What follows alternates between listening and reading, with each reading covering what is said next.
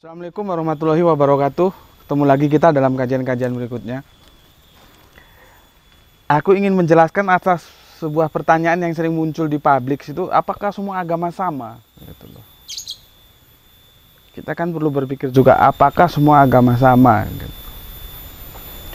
Kalau pertanyaan gitu sebetulnya setiap agama apapun tuh ada titik samanya, ada titik bedanya. Gitu.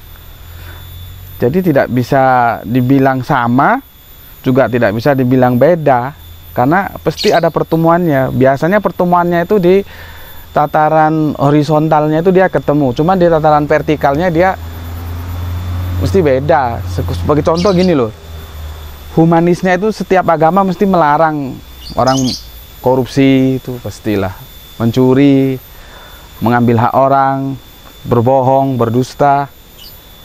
Itu di agama apapun dilarang. Itu hal-hal yang contoh yang horizontal. Tapi untuk hal yang vertikal itu pasti berbeda gitu. Kalau di kajian-kajian sekolahan tuh biasanya disebut esoterik dan eksoterik gitu. Sebagai contoh begini, pernah seorang teman tuh datang ke rumah, aku dikasih buku. Buku itu ditulis oleh dosen gitu, salah satu kampus terkenal gitu. Kebetulan teman itu tahu kalau aku suka comparative religion dan aku dikasih bukunya. Yang dipakai referensinya itu Al-Quran dan Bible sama dosen tersebut. Isinya tentang pluralisme dan ujung-ujungnya mengatakan bahwa semua agama itu sama gitu loh. Akhirnya aku tertarik, kami telepon-teleponan dan kami janji ketemu, dan ketemulah kami di rumah Pak dosen itu gitu. Sebentar, minum dulu. Bismillah.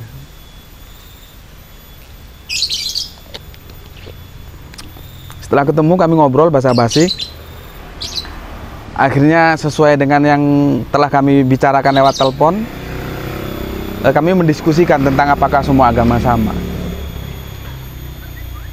Kalau aku lihat Pak dosennya, kehidupannya ya sebagaimana umumnya orang Islam, istrinya juga berjilbab gitu ya, dan ya baguslah gitu.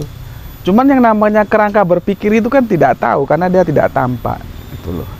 Bagaimana dia memandang sebuah agama. Akhirnya aku tanya, apakah menurut Pak dosen bahwa semua agama itu sama? Dia bilang, iya, semua agama itu sama. Dia bilang begitu. Dan aku terdiam. Terus dia bilang, itulah wujud toleransi, dia bilang. Terus aku bilang, Pak, kalau toleransi itu kan dibutuhkan karena adanya perbedaan. Jadi toleransi itu artinya menolerir sebuah perbedaan. Kalau semua agama sama kan nggak perlu lagi toleransi. Dan dia terdiam. Dan akhirnya aku bertanya, lalu bagaimana cara Bapak memahami sebuah pesan dari Al-Quran bahwa inna dina indallahi Islam, gitu. Bahwa satu-satunya agama yang di sisi Allah itu Islam. Akhirnya dia bilang, itu tafsirnya terlalu sempit. Aku ketawa aja ketika dia bilang tafsirnya terlalu sempit gitu. Akhirnya aku berpikir, wah kalau gini caranya sudah nggak usah main ayat lagi lah gitu. Akhirnya langsung aja ke diskusi pertarungan pemikiran aja gitu. Akhirnya aku tanya lagi kan. Kebetulan dia sedang ngecat rumah gitu. Rumahnya baru dibangun, dia cat rumah dan ada tukang catnya itu beberapa cat. Jadi aku bertamu ke rumahnya, itu rumahnya lagi dibangun, ada tukang cat rumah gitu. Temboknya lagi dicat. Sementara istrinya agak jauhan sana. Kami berdua di ruang tamunya. Akhirnya aku tanya, Pak, apa kalau semua warna, karena aku terinspirasi warna temboknya itu, kalau semua warna putih, Pak, warna putih itu ada nggak? dia berpikir lama, akhirnya dia marah. Dan aku, karena aku tamu, akhirnya aku ya mohon diri gitu loh. Dia alasan, sudah saya ditunggu mahasiswa saya gitu. Akhirnya kami putus, nggak sampai tuntas. Saya mohon diri karena nggak enak ya, aku tamu terus tuan rumahnya sudah begitu. Akhirnya mohon diri dan aku pulang gitu loh. Kenapa Pak dosennya itu kok nggak mau menjawab pertanyaanku? Kalau seandainya semua warna itu putih, putih itu ada nggak? Gitu. Karena dia tahu, ini Pak dosen bukan orang bodoh. Dia ngerti kemana kerangka berpikir yang aku mau ajak dia untuk bertarung. Di sudut mana dia akan aku ajak bertarung gitu loh. Makanya dia nggak mau jawab dan dia agak marah gitu. Karena dia sudah tahu. Makanya kalau semua agama sama, kalau semua agama benar, ya, apakah semua agama benar gitu loh? Itu pertanyaannya sama. Kalau semua warna itu putih, warna putih itu ada nggak? Gitu loh. Saya nggak tanya warna yang lain.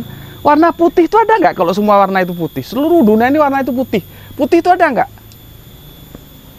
Kan jadinya nggak ada. Karena adanya putih, adanya merah, adanya hitam, adanya hijau. Harus ada pembanding. Kalau semua warna itu putih, putih itu jadi nggak ada. Kita sebut dia putih karena ada pembanding yang lain. Begitu juga agama. Kalau semua agama benar, kalau semua benar itu jadi nggak ada. Karena adanya benar, itu karena adanya salah. Gitu loh. Dan Pak dosennya tahu kalau dia akan saya bawa bertarung di pemikiran itu. Akhirnya dia nggak berkenan gitu loh. Nggak benar. Kalau semua agama sama benernya, maka benar tuh jadi nggak ada. Karena apa? Pembandingnya nggak ada, adanya benar itu karena adanya salah. Lah kalau semua benar, kan jadi nggak ada yang benar. Kalau semua salah juga nggak ada yang salah jadinya. Jadi nggak begitu kerangka berpikirnya. Jadi nggak benar kalau semua agama itu sama benernya, nggak. Pasti ada yang salah, ada yang benar. Karena kebenaran itu harus tunggal. Nah, disinilah perlunya toleransi. Kita boleh mengklaim sendiri kebenaran kita. Seperti Islam itu ya, dia mengklaim dia sendiri, ya, dia mengklaim inadina indalohi. Islam itu mengklaim, tapi ada la ikraha fiddin, tidak ada paksaan dalam beragama, dan kita harus menghargai pilihan orang lain yang berbeda dengan kita. Itu namanya toleransi, bukan menyamakan semua agama, gitu loh. Lagi pula kalau misalkan semua agama sama benernya, terus konsep iman dan kafir itu jadi hilang. Gitu loh. Setiap kita iman, setiap kita kafir. Aku juga iman. Iman terhadap apa masalahnya? Aku juga kafir. Kafir terhadap apa? Itu loh. Itu nanti bisa kita bicarakan tentang apa itu kafir, apa itu iman ya. Karena sudah disalahpahami juga kafir itu seolah-olah ejekan, bukan. Kafir itu sebutan sebuah identitas, bukan untuk mengejek gitu. Aku pun kalau disebut oleh orang di luar Islam disebut aku kafir, aku tidak ada masalah gitu loh. Jadi gitu. Nah terus surat ya ayyuhal kafirun itu turun itu sebagai bukti bahwa adanya konsep iman dan kafir gitu loh. Kalau seandainya semua agama sama, ayat itu tidak perlu turun. Tapi kan akhirnya turun itu ayat. Itu buktinya semua agama tidak sama gitu loh. Walaupun aku bilang tadi ada samanya memang, tapi dalam tataran yang mana, dan itu tidak bisa diklaim karena kita berbicara keluar ya.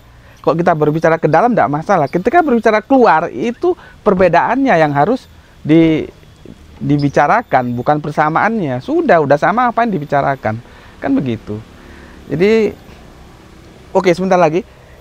Surat Al-Kafirun itu banyak diterjemahkan oleh terjemah-terjemah umum sekedar aku menyembah. Padahal bukan hanya sekedar, kalau hanya sembah dan menyembah itu terlalu sempit gitu. Itu artinya apa ya? Jalan hidup. Artinya apa? Kamu tidak menempuh jalan hidupku, ya, dan aku pun tidak akan menempuh jalan hidupmu. Jalan hidupmu bagimu, jalan hidupku bagiku. Begitu. Kalau terjemahannya gitu kita perluas lagi gitu. Karena yang namanya jalan hidup itu dia lebih kompleks, tidak hanya sekedar ubudiyah, ibadah gitu aja gitu. Jadi setelah lagi aku jelaskan bahwa semua agama tidak sama. Oke? Assalamualaikum warahmatullahi wabarakatuh.